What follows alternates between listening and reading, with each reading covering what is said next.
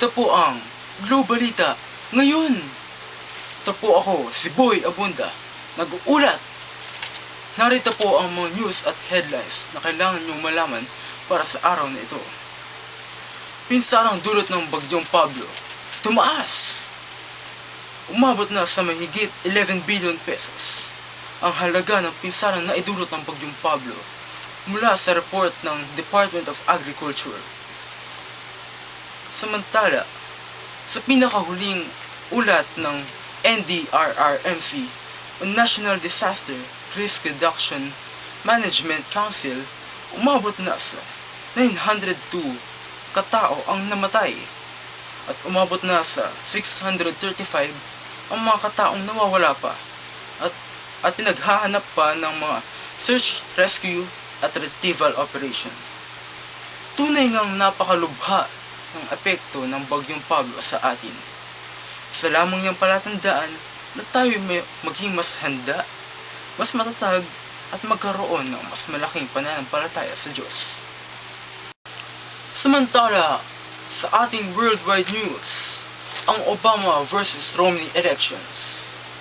Naganap ang US presidential election noong Nobyembre sa pagitan ng dalawang naglalabang politikong ang Republican na si Mitt Romney at ang Demokratikong si Barack Obama. At muli, si Barack Obama ang nanalo sa eleksyon na ito. At siya'y maglilingkod para sa kanyang ikalawang termino sa pagkapangulo. Itong mga balitang ito ay hatid sa atin ng Head and Shoulders for smooth and anti-dandruff hair no mortal can resist.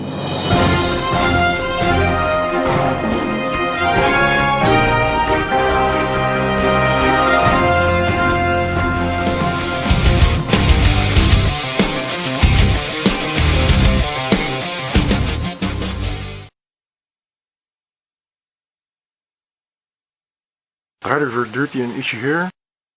Yes I am. Then this one's for you. The new Head & Shoulders Natural Fresh Shampoo with 100% anti-dandruff formula that gives you a smooth and dandruff-free hair.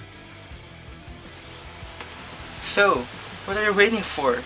Use Head & Shoulders Natural Fresh Shampoo for dandruff-free and smooth hair no mortal can resist. Let's chat on Facebook and have a great hair day!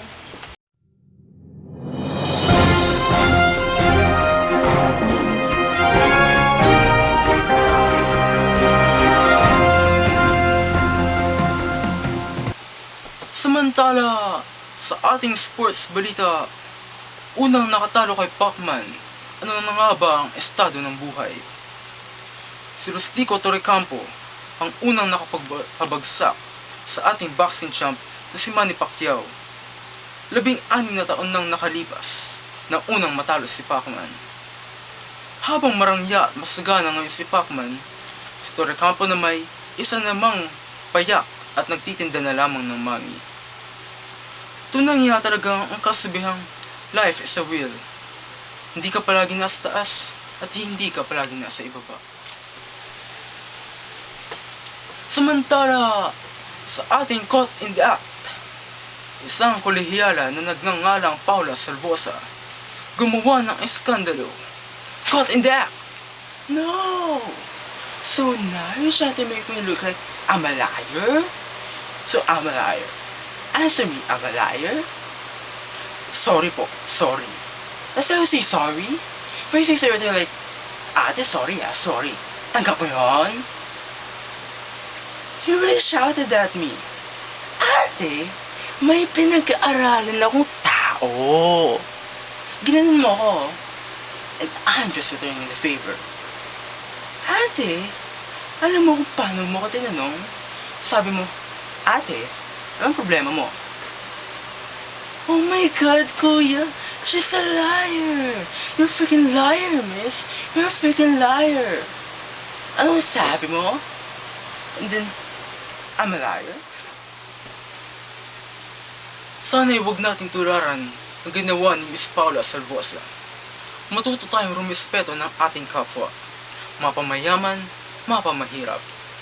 At iyan na po ang mga news and headlines na kailangan nyong malaman para sa araw na ito, sa ating bansa at sa buong mundo. Muli, ako po si Boy Abunda, nag-uulat para sa Globalita ngayon.